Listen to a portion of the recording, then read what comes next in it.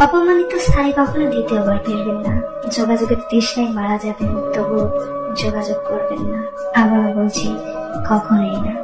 নিজের মনকে ততটাই পাথর করতে চায় যতটা পাথর হলে মনের দুর্বলতা সৃষ্টিকর্তা ছাড়া আর কারো কাছে প্রকাশ পাবে না। আমি অল্প অল্প করে নিজেকে সরিয়ে নিচ্ছি সেই সব জায়গা থেকে, যে সব জায়গায় আমি নিজের উপস্থিতির মূল্য পাইনি। আমি গুরুত্বের লোভে, গুরুত্ব না পেলে আমি অস্থিরতায় পড়ে যাই, আর তখন দ্রুত সেই সব জায়গা থেকে সরে যাওয়াটা আমি শান্তি অনুভব করি।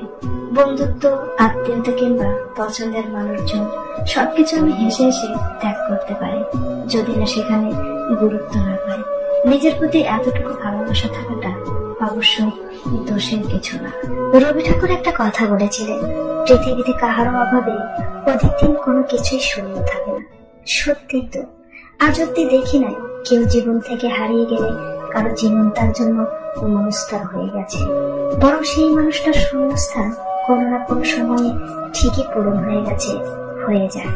কত ভালোবাসাবাসী, কত মনের টান, কত স্মৃতি উপেক্ষা করে মানুষ দিব্যি ভালো থাকে।